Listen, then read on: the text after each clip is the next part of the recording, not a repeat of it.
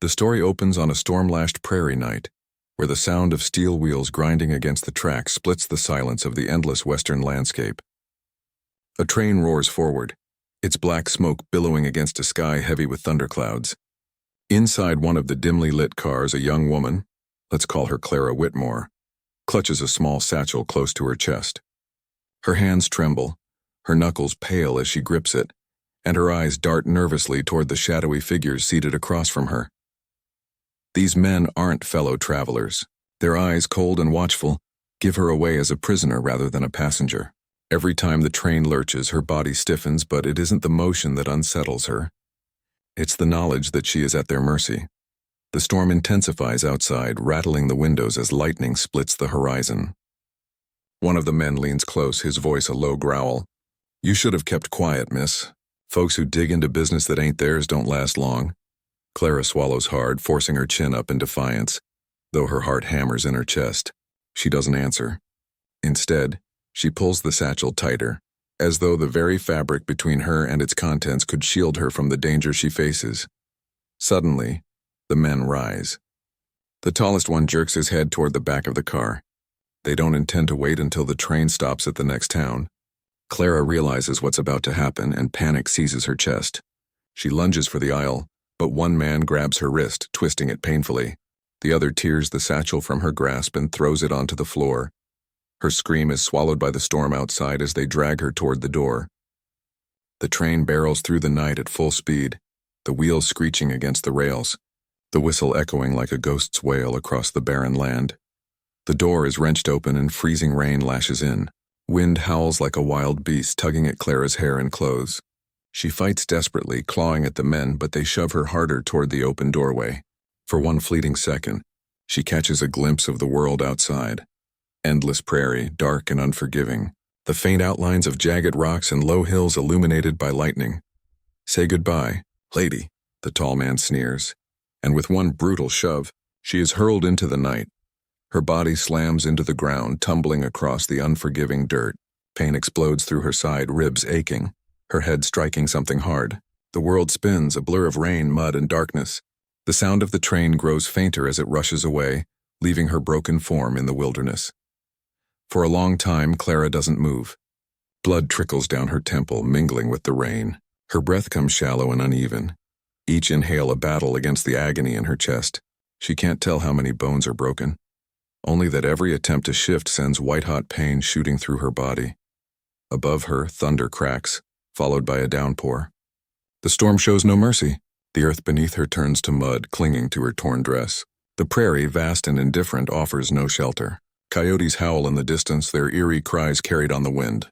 Somewhere an owl screeches and the sound makes her shiver. She tries to call out, her voice a rasp drowned by the storm. Her vision blurs, but in her fading consciousness she remembers one thing: the satchel.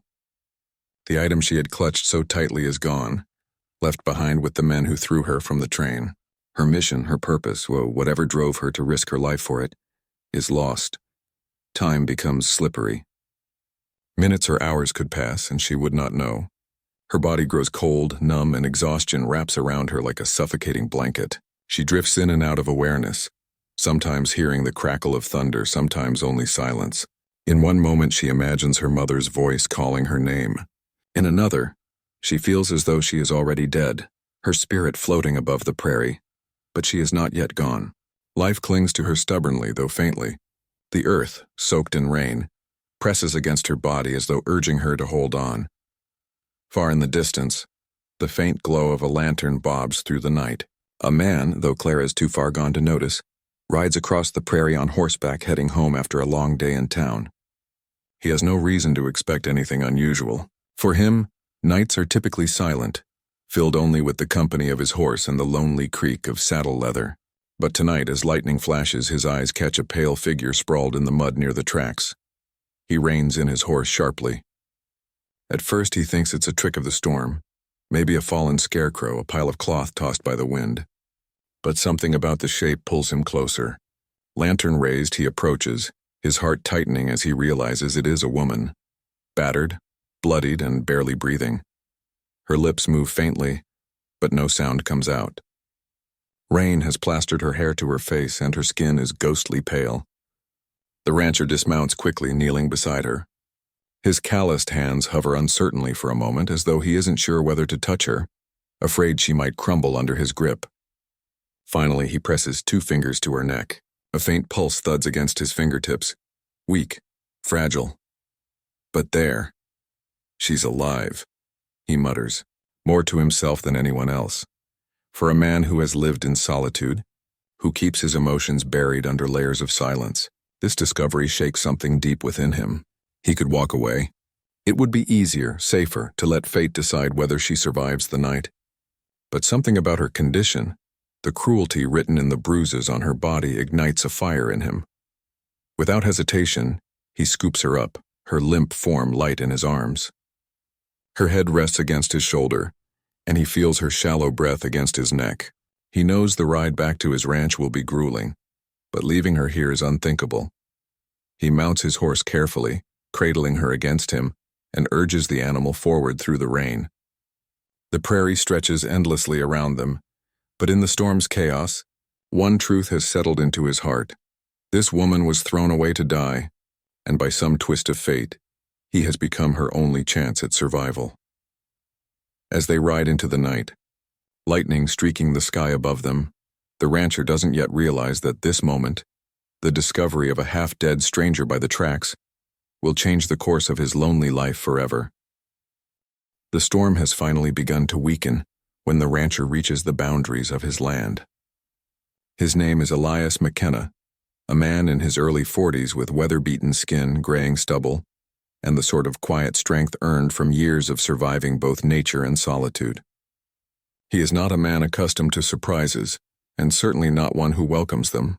His life has been a pattern of repetitive days, tending cattle, mending fences, riding into town once a week for supplies, then retreating back into silence. But tonight, everything has shifted. The unconscious woman in his arms, cold and fragile, breaks the rhythm of his solitude like a stone dropped into still water. When he reaches the ranch house, a sturdy but lonely structure nestled against the foothills, he dismounts quickly. Rain still pelts the roof, but the worst of the storm has passed. The lantern light from his porch reveals just how bad her condition is. Her face is bruised, her dress torn, and her skin pale as bone. Elias pushes open the heavy wooden door with his shoulder and carries her inside. The house smells faintly of wood smoke and saddle leather, its sparse furniture betraying a man who has lived too long without company. He lays her gently on the worn sofa by the fire, then rushes to stoke the flames higher, piling on logs until the room glows with warmth. For a moment, he stands over her, uncertain. He has patched up livestock more times than he can count, and he's pulled fellow ranch hands from barroom brawls back when he still worked the cattle drives. But this, tending to a beaten, unconscious woman, is new territory. He kneels beside her, brushing damp hair from her face, and mutters, "Who are you?" His voice, low and gravelly from disuse, carries no expectation of an answer. Her eyelids flutter, but she doesn't wake. Elias exhales sharply, rising to fetch supplies. From a cabinet in the kitchen, he pulls a basin, clean rags, and the small jar of salve he keeps for cuts and burns. He heats water over the fire and returns to her side. Carefully, almost awkwardly, he begins cleaning the mud and blood from her face and arms. When he lifts her sleeve, he finds bruises blooming across her skin, finger-shaped marks that leave little doubt she had been handled roughly. His jaw tightens, a flicker of anger crossing his features. Whoever had done this to her hadn't just meant to hurt her, they had meant to discard her. As he works, he can't help but think of the emptiness of his home. Years ago, this same house had been alive with voices. His wife, Mary, had filled these rooms with laughter. His little boy had once run barefoot across these very floors, chasing a wooden horse Elias had carved for him. But sickness had swept them away, leaving him with nothing but silence and work to occupy the years since. Elias had chosen solitude, retreating into his ranch like a wounded animal into its den. He'd accepted that he would live out his days alone, the land his only companion, yet now as he wrings out a cloth and lays it gently across the woman's forehead, something stirs in him. A sense of duty, a spark of long-buried tenderness. Hours pass. Elias tends to her wounds as best he can, binding her ribs where he suspects fractures, cleaning cuts, and wrapping her in a quilt to fight off the chill. Eventually, her breathing steadies, no longer as shallow and erratic. She remains unconscious, but life clings to her more firmly now. Exhausted, Elias slumps into the armchair opposite the sofa. He watches the firelight dance across her face, noting the way her chest rises and falls with each labored breath. The storm outside dwindles to a soft drizzle, and for the first time in years, the house feels less empty. The next morning, Elias rises early. His routine is ingrained: feed the stock, check the water troughs, and make sure the barn doors hold steady after the storm. But his thoughts keep returning to the woman lying in his house. He hurries through chores and returns to find her stirring. Her eyes blink open slowly, confusion clouding them. She tries to sit up, but pain makes her cry out softly, and she collapses back against the cushions. Elias kneels beside her instantly, resting a steadying hand on her shoulder. "Easy now," he says. "You've taken a hard fall." Her lips part and she tries to speak, but her throat is raw. Elias quickly pours water into a tin cup and helps her drink. The sound of her swallowing is fragile, tentative, but it reassures him that she is still fighting to stay alive. Where am I?" she whispers, her voice barely audible. "My ranch," Elias answers simply. "Found you out by the tracks last night." Her brows knit as fragments of memory flicker in her eyes. Fear flashes across her face and she grips the quilt tightly. Elias notices but doesn't press her. Instead, he leans back slightly, giving her space. "You're safe here," he adds after a pause. "Whoever did this, they ain't here." Tears well in her eyes, though she blinks them away quickly. They threw me off the train," she says, her voice trembling. Elias had suspected as much, but hearing her confirm it sends a slow burn of anger through his chest. He clenches his jaw but keeps his tone calm. "You don't have to tell me more right now. Rest. That's what you need." She nods faintly, exhaustion already pulling her back under. Within moments, she drifts into uneasy sleep again. Over the next several days, Elias devotes himself to her care. He prepares simple broths and feeds her spoon by spoon. He changes her bandages, makes sure she drinks enough water, and keeps the fire roaring to chase away the autumn chill. It is awkward at first. He is a man who has forgotten how to share his space, how to move around another presence. Yet as the days pass, her existence in his home begins to feel strangely natural. The house no longer echoes with emptiness. The sound of her soft breathing, the occasional murmur in her sleep fills the silence. At times, Elias catches himself watching her with a quiet curiosity. Who is she? What story lies behind those bruises, that look of haunted fear in her eyes? He doesn't ask, not yet. Some wounds, he knows, need time before they can be spoken aloud. But deep down, he senses something. This woman didn't just stumble into his life. She was thrown into it, literally. And her arrival feels less like chance and more like fate. Elias, the man who had resigned himself to loneliness, now finds his life bound to a stranger's survival. He doesn't know her name yet. He doesn't know her past. But he knows one thing with certainty. As long as she's under his roof, he'll protect her. And for the first time in years, Elias McKenna doesn't feel quite so alone. Morning light spills across the wide prairie, painting the land in soft gold. For years, Elias McKenna had woken to this view with little more than a passing glance, his mind focused only on chores, cattle, and survival. But now, when he pushes open the cabin door and breathes in the cool dawn air, he feels something stirring, a sense of responsibility beyond the ranch, beyond himself. Inside, a stranger lies recovering in his home, and with her presence, the rhythm of his solitary life has begun to shift. It takes several days before Clara Whitmore, though Elias still doesn't know her name, manages to stay awake for more than a few minutes at a time. Her body is slow to heal, battered by the violent fall and the storm that followed.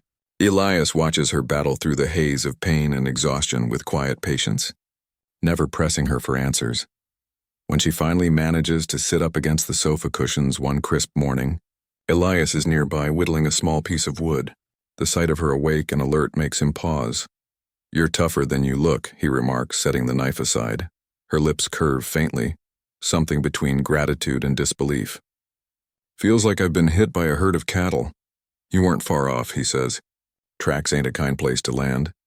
It's the first time she laughs, a weak, breathless sound, but it softens the tension between them. Elias feels it like a warmth he hasn't known in years. As the days pass, Clara regains fragments of strength. Elias moves her from the sofa to the spare bedroom, a space that had sat unused since his wife and child died. He changes the linens, dusts the furniture, and lights the small oil lamp by her bedside, a ritual he hasn't done in nearly a decade. At first, Clara insists on helping herself. She tries to rise only to wince and collapse back into bed. Elias steadies her with one hand, his expression unreadable. There's no shame in healing slow, he tells her. She lowers her gaze, unused to such kindness. I don't like being a burden. You're alive, he says simply. That's reason enough to stay put. Bit by bit, she accepts his help. Elias brings her meals, though she often eats only a few bites at a time. He reads the weather in her face, when pain tightens her jaw, when fear flickers in her eyes, and adjusts without question. He doesn't pry into her past, though his curiosity gnaws at him. Trust is not something Elias expected to give again, nor is it something Clara is used to receiving. Yet through the small, ordinary moments it begins to form between them. One afternoon, Elias finds her struggling to stand near the window. She grips the sill for balance, staring at the horizon as though searching for answers in the rolling hills. He steps quietly to her side. Beautiful, ain't it? He says. She nods, tears glimmering in her eyes. I thought I'd never see open sky again. The weight in her words tells him more than any explanation. Whatever she endured before he found her, it wasn't just physical. It had been a cage, a trap. Elias doesn't push further. Instead, he stands beside her in silence, letting the view speak for them both. Later that evening, while he tends the fire, she finally offers a piece of herself.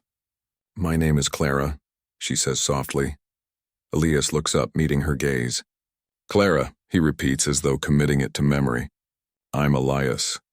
There's no handshake, no formalities, just the quiet acknowledgement of two lives now intertwined by circumstance. Though Clara is healing, her mind is still clouded. She remembers the train, the men's faces, the rough grip on her arms. She remembers the satchel. Something important inside it, something worth killing her for. But beyond that, her thoughts blur. Nightmares plague her. More than once, Elias is awakened by her muffled cries. He finds her trembling, clutching the quilt like a shield. Without hesitation, he pulls a chair to her bedside, sitting until her breathing steadies. You're safe here, he says each time, the same words spoken with quiet certainty. In the light of day, she never mentions the nightmares and Elias never asks. Yet both of them know the darkness of her past is far from over. As her strength grows, Clara begins to move about the house more freely. She insists on helping with small tasks, peeling potatoes, sweeping the floor, folding laundry. At first, Elias protests, but she waves him off.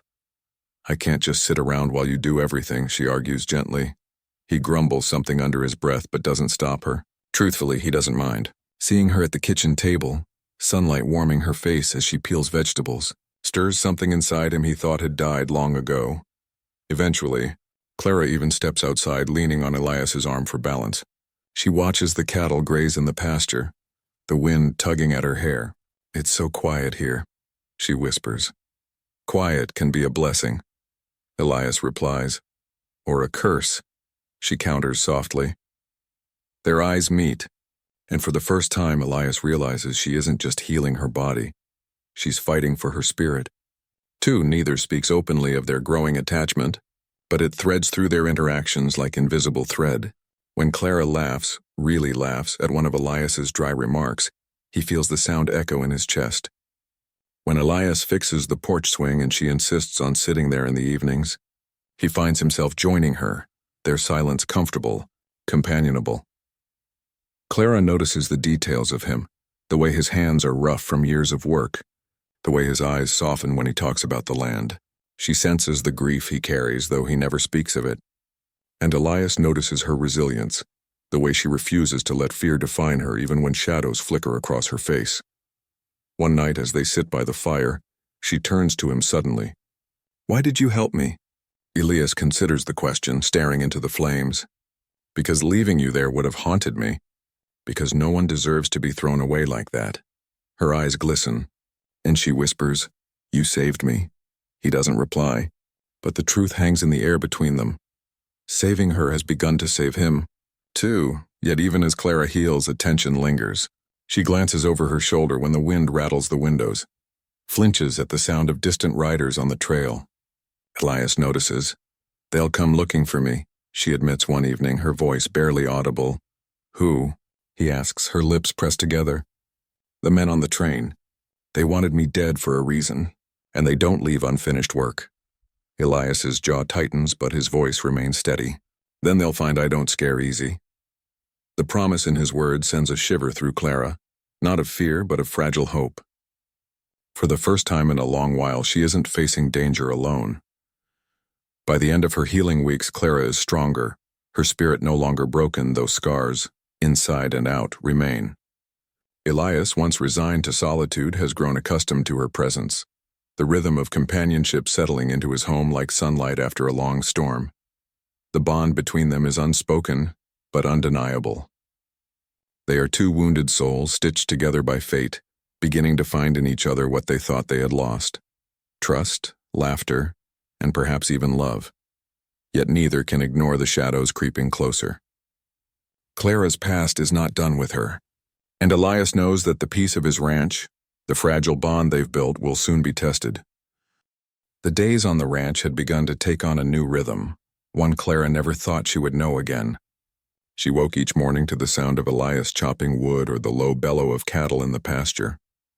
The prairie air was sharp and clean, and in those rare hours when she could forget the past, she felt almost safe. But shadows never linger far when danger is hunting you. It began with whispers in town. Elias rode in one afternoon to collect feed, his hat pulled low and his manner as curt as ever. He noticed the way folks' eyes lingered on him longer than usual. A pair of strangers had passed through earlier, the storekeeper told him. Two men, rough-looking, asking questions about whether anyone had seen a woman traveling by train a week back. Elias kept his expression blank, but inside his stomach twisted. He knew instantly who they were searching for. When he returned home that evening, Clara was sitting on the porch swing, her eyes closed as she let the breeze brush her face. The serenity in her posture made his chest tighten. He didn't want to break it, but the truth pressed heavy against his tongue. "They're asking after you," he said at last. Her eyes flew open, fear flashing through them like lightning. "In town?" He nodded. "Couple of men." Didn't like their looks. Clara's hands clenched around the arm of the swing. She had been waiting for this moment, dreading it with every fiber of her being. "They won't stop, Elias. If they're here already, it means they know I survived. And they'll keep coming until they finish what they started." Elias stood tall, his face shadowed beneath his hat. "Let them come." But Clara shook her head. "You don't understand. They're dangerous. They're not after me just because I was a witness or an inconvenience. There's something they want, something they'll kill to keep hidden." She hesitated, torn between the fear of revealing too much and the guilt of keeping him in the dark. At last she whispered, "Before they threw me off that train, I carried proof of what they'd done. Documents, ledgers, names, all tucked inside the satchel they stole from me. Men in high places, Elias. Men who'd burn half the prairie to cover their tracks." Elias listened without interruption. His silence was steady, not dismissive, but it made Clara's throat tighten. When she finally finished, he said only, "Doesn't change a thing. You're under my roof. Means you're under my protection." She wanted to argue, to tell him he was a fool for putting himself in danger. But the way he said it, with that steady, unyielding calm, left no room for doubt. The following days brought an unease neither could shake. Clara tried to help around the ranch, but her eyes constantly flicked to the horizon. Every distant rider, every gust of wind through the grass set her nerves alight. Elias noticed, though he never remarked on it. Instead, he kept his rifle closer than usual, leaning it by the door or resting it against the porch rail as though it belonged there. One evening, as the sun bled red over the prairie, Elias spotted dust rising in the distance. Riders. He narrowed his eyes, watching the way the trail cut straight toward his land. Clara saw it too and went pale. "They found us," she whispered, Elias's jaw clenched. "Inside, Clara, now." She obeyed, retreating into the cabin, though her hands shook. Elias stayed on the porch, waiting as the riders drew nearer. 3 men this time. Their horses were lathered, their faces shadowed beneath wide-brimmed hats, but their posture told him all he needed to know. These weren't neighbors coming to call. They slowed when they reached the fence line, reining their horses hard. One of them, a scarred man with a cruel smile, spat into the dirt before speaking. "Evenin', rancher. Heard tell you been sheltering a woman don't belong to you."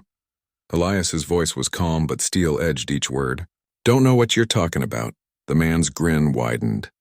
Don't play dumb. Pretty little thing bruised up some. She's ours. She ain't yours, Elias said flatly. The man's smile dropped. You best think real careful before crossing us. Hand her over and maybe we let you keep your ranch. Maybe.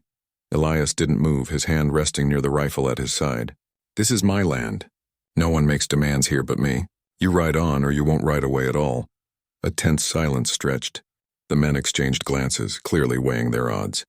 They weren't cowards, but they hadn't expected this kind of resistance from a lone rancher. At last the leader barked a laugh. We'll be back, he said. And next time we'll burn this place to the ground. Elias didn't flinch. He watched them wheel their horses and ride off, the pounding of hooves echoing across the open land until they were specks on the horizon. Only then did he step back inside. Clara was standing by the window, her face pale, her hands twisted together. When he entered, she turned to him, panic in her eyes. You can't fight them, Elias, not alone. There'll be more of them next time. Then I'll be ready, he said simply. She shook her head, her voice breaking. They'll kill you because of me. I should leave before it comes to that. Elias crossed the room in 2 strides, his gaze fierce. No, you leave, they'll find you. Out there, you're one woman against wolves. Here, you got me, and I don't intend to let you die. Her breath caught in her throat. No one had ever spoken those words to her before. Not with such certainty, such unshakable resolve. Tears filled her eyes, but she blinked them away, nodding slowly. That night, Clara lay awake in the small bedroom, staring at the ceiling.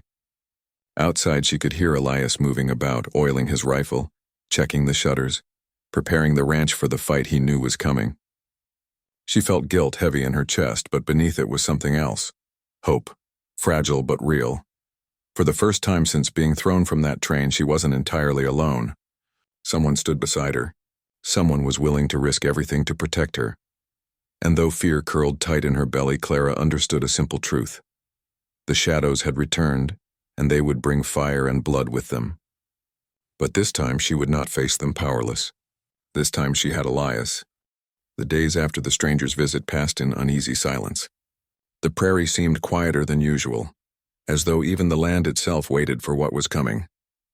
Clara moved through the cabin with a nervous energy, helping Elias with small chores. Yet her eyes always flicked toward the horizon, her shoulders tense at every sound of distant hoofbeats. Elias, outwardly calm, kept his rifle close and his words few, but inside he was sharpening himself for a fight he knew could not be avoided. On the 3rd night the storm broke, not with rain this time, but with fire. Clara was stirring stew over the hearth when the smell of smoke reached her nose, not from the chimney but from outside. She rushed to the window, heart leaping into her throat.